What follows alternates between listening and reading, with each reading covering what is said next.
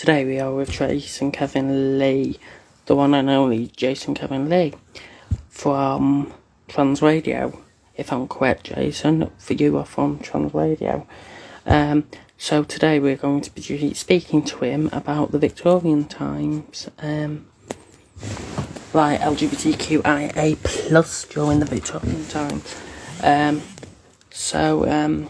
going to send him a request.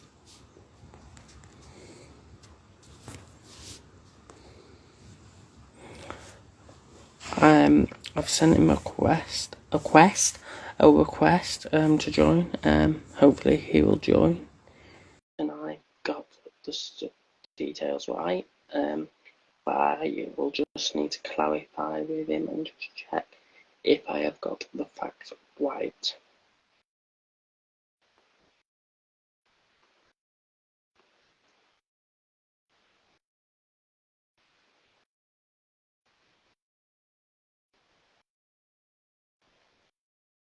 Three, two, one. He should join in a minute.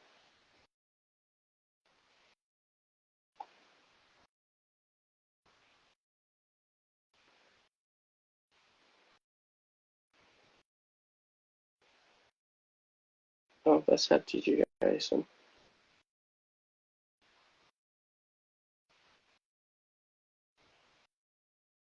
All you need to do is just confirm.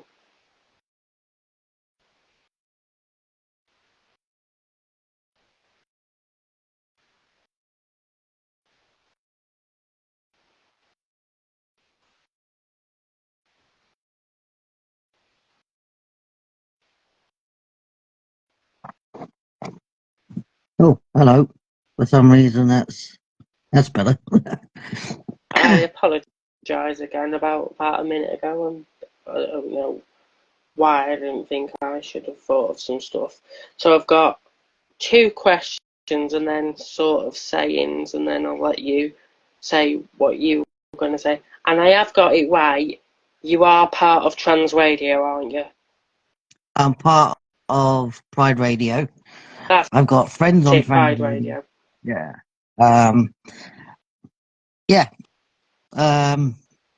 Trans Radio UK as well. I sometimes do collaborations with them.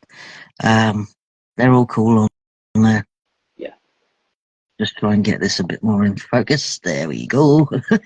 So two questions, and then, as I said, sayings, and then I'll ask you what you mostly found.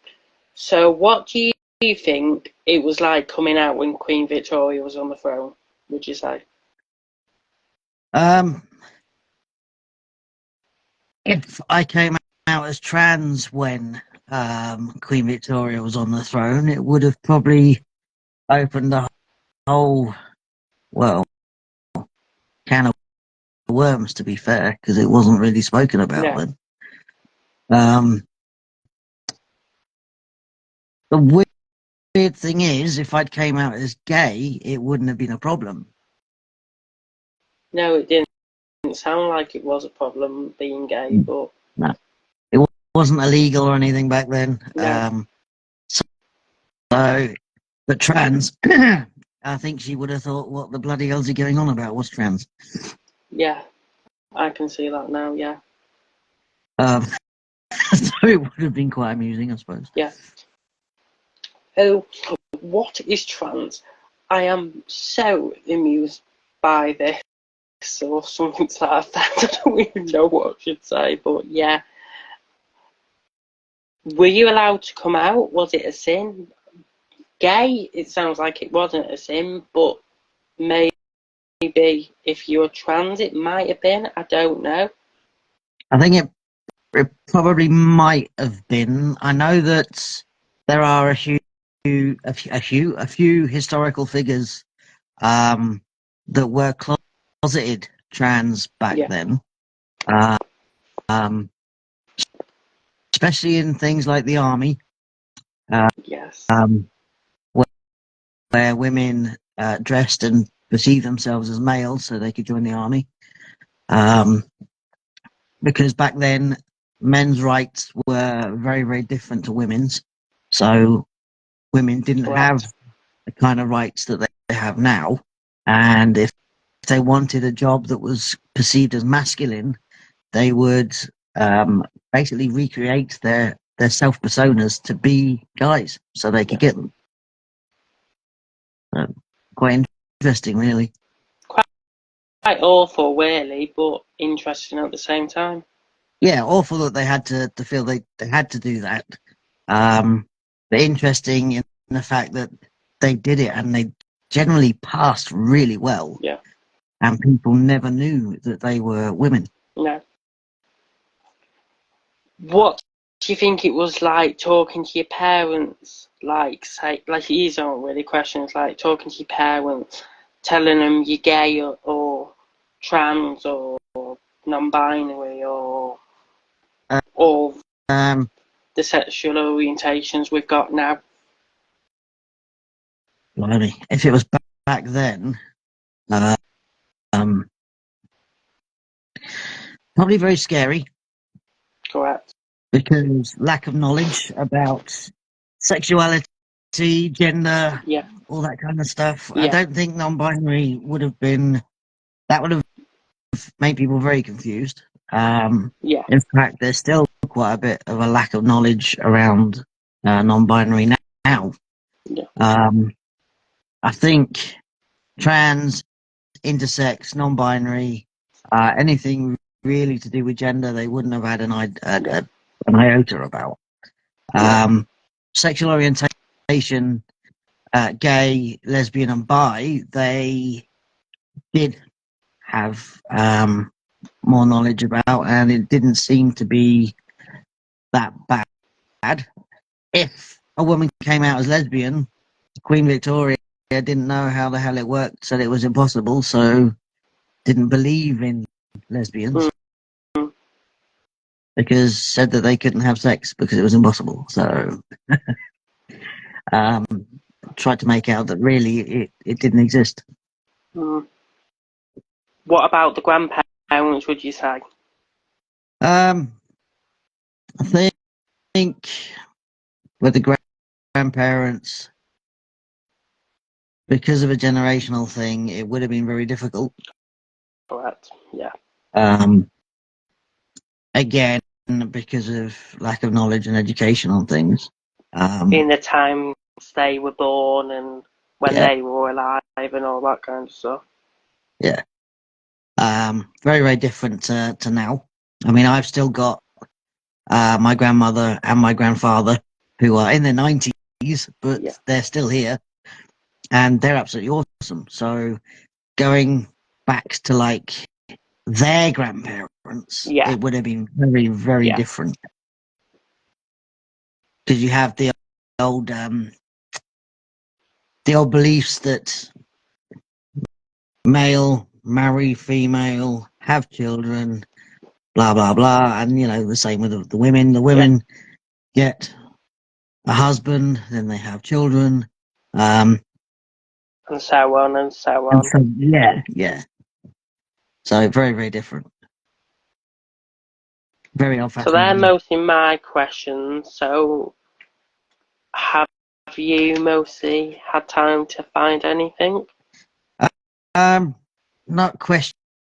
I mean, I found, like I said about Queen Victoria, not even believing that lesbianism could exist, so therefore it couldn't be made illegal because obviously if it didn't exist, it can't be illegal.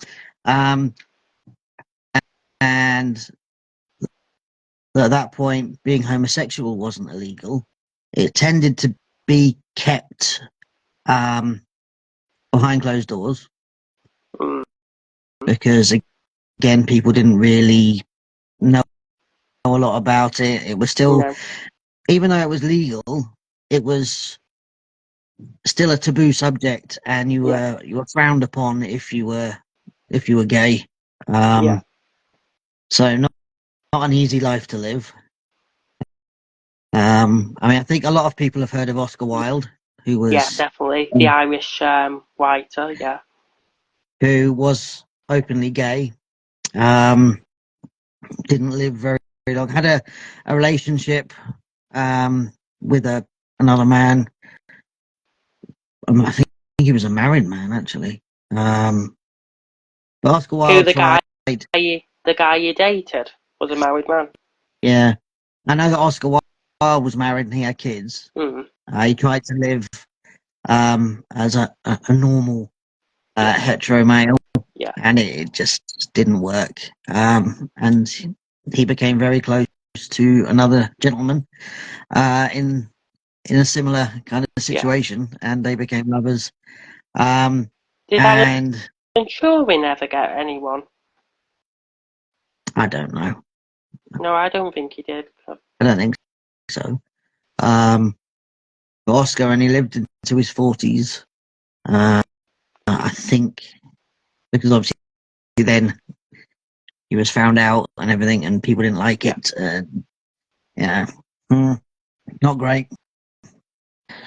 Yeah, I could see him probably being the same King George VI. I can see him probably being the same and the Queen Mother. I can see them being a bit like, oh, gay's not normal and all that kind of stuff. Because I swear, I'm not 100%, but I'm almost certain, because I've been watching The Crown, I know this is going off tap, but I'm almost certain, and you probably will agree on this, Princess Margaret is definitely probably got to be a bisexual. I think there's definitely something there. Yeah. She would have been classed as a bit promiscuous when she was Yeah. younger. Definitely. Um, Definitely, yeah. she was a little bit of a rebel. Yeah. And I think she was definitely someone who kind of lived not as A a lie. normal, yeah, and she didn't live as a normal royal should have done. No. And in fact, when Harry was younger, they often said that he was very much like her in the aspect Yeah. of being a bit of a rebel, Yeah. not conforming to the way the royals should live. Yeah. And yeah, I think that maybe she had some kind of influence as being a bit of a rebel, and he thought, well, if she can do it, I'll take a lie. Yeah, it's only just mostly come to my head thinking about it now. The more I've been watching The Crown, I've started with my mum and all that. But Mhm. yeah, it's all that is coming to the head and thinking, yeah, she's got to be somehow, because like it's just like the way she looked in real life. She had just had that kind of figure, if you know what I mean. She had that, yeah, that kind of appearance Yeah. of being slightly less feminine, Mm. and basically kind of doing what she wanted to do rather Yeah. than what What she wanted she to should do, do. drinking, smoking, you know. Exactly. Not Yeah. the best lifestyle, I know, but they couldn't, by all accounts, they couldn't really do anything. By the sounds of it, they couldn't even do anything. It's even like now they still struggle, but when it was when the Queen's time, they couldn't do anything. No, they had to be a certain way, act a certain way, live Yeah, a certain way. I mean, look at Charles with Camilla. Obviously, he had to marry Diana, even though he wanted to be with Camilla. And yeah, Camilla was married, obviously, and he had to have this kind of lifestyle that was made out to be the perfect kind of life. And poor Diana obviously knew what was going on and didn't want to be part of that. She no, wanted, you know, the proper life with a loving husband, yeah, family, you know, children, you name it, yeah, exactly. And unfortunately, didn't turn out the way she hoped it would have done. no, because as we all know, sadly, she had a car crash, but I still don't get why they blame them lot for it, because no one will ever know. I know this is going off task again, but no one will ever know. No, I mean there are certain, Conspiracy theories. yeah, yeah, and I know that Diana's butler, oh Paul, god, what was his name? Paul Burrell, yeah, that's it. yeah, he has done a lot of interviews saying about certain things that Diana knew about the royal family that they didn't want the public to know about and things like that. But it looked like during the Crown that Philip actually supported Diana more than the Queen did. Yeah, it's a funny one. I mean, I've watched The Crown as well, and it's great. Yeah. Really, really good. I don't want it to end. I'm sorry, but I don't want it to end. I'm afraid it might. But it's very good, and I must admit, it's opened people's eyes to some of the stuff that happened behind the scenes, and shed a lot of light on Diana's life. Yeah. How she had to live, how she was so unhappy, like her eating disorder as well. Throwing herself down the stairs, all them kind of stuff. Just showing how desperately unhappy she was. And of course, us lot on the outside had no idea it was that bad. No, but I didn't know anything apart because, as you know, I wasn't born till the end of the 90s, and that, so I don't really know that much. All I know is she died in 1997. That's all I know. The rest of it I just know from The Crown and all that. Yeah, I mean, I was 16 when she died. She was a lovely, lovely woman. I enjoyed watching her on TV, going to various charities and stuff she did for AIDS charities and stuff was amazing. So have you met? Did you meet the woman then? I really wanted to. I really, really wanted to meet her and didn't get a chance. And I was so upset. When she died, I was absolutely devastated. So devastated. I actually went to Kensington Palace and put some flowers down for her. I wrote her a song as well and put that down with the flowers. I know it's nothing to do with me, but was that way? Yeah, way back. I was 16. I'd just left school. So it was quite a way back. I hadn't started properly transitioning at that point. I was a bit worried about asking them because That's I wasn't sure if it was allowed to be asked. Yeah, you can ask. Some people are a bit like, oh, I don't want you asking and all that kind of stuff, but I've known you that long now. I know I don't know you properly in real life, really, but some people will be like, oh, I don't want you asking these kinds of stuff and all that kind of stuff. But some people like you are very open. I mean, I can't really suddenly say I'm living in stealth now after being open for it. Well, being open on so many levels, you know, being on TV, being on the radio and everything. I can't just like completely shut off now, you know, and say, no, I'm not happy with you asking things like that. That wouldn't be right. No. So, no, I'm very open to being asked anything. Yeah. I was not very feminine back then. In fact, I've got photos of myself standing next to the sea of flowers outside Kensington Palace, and I didn't look remotely feminine. Yeah. I looked very solemn because obviously it was a sad occasion. Did you live in London? I lived in Surrey, not far from London. That's where I was brought up until I moved up to Newcastle in 2009. So it was quite easy for me to go to London. So I felt like because she was a very good role model for so many people, and because I'd kind of followed her since I was small, I thought, you know, I wanted to go. I wanted to put some flowers down and you know, show my support for her family. And I must admit, it's one of those things that I will probably never forget until the day I die. Seeing just the amount of flowers, the amount of And people was just unreal. Absolutely unreal. yeah. Never seen anything like it. I think a lot of florists probably went out of business Yeah, definitely, yeah. because there was just so many flowers there. Yeah. I mean, if you see any of the photos, it's just like miles of flowers. It's not just like 200,000 bouquets. It is millions. Yeah. Really, really good though. Oh, Just goes to God, show how much it is loved. I'm struggling to keep awake, so it makes it worse because I've had an eye test today, so they're paying up a bit, and I know if I said I was thinking about, I don't even talk about, yeah,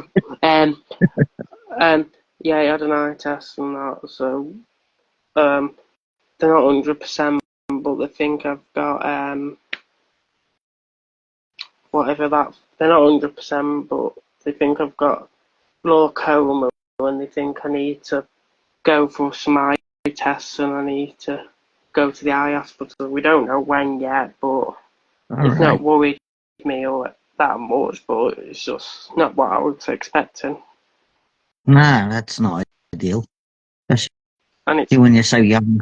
it sounds like I'm the only one in the family. No one else has got it, but they're just putting it down as that because they don't really know what it is at the minute. So you got to have investigations done then. Yeah, and they go to the eye hospital. Don't know when, 'cause it's Mhm. and that. Well, I hope they get you sorted out. Yeah, but at least I don't need glasses, so that's a good side Sandy. of it. Yeah, yeah, that is a good side of it. It is. Mind you, Oh no. Oh, oh. Can I chat to you soon, Jason?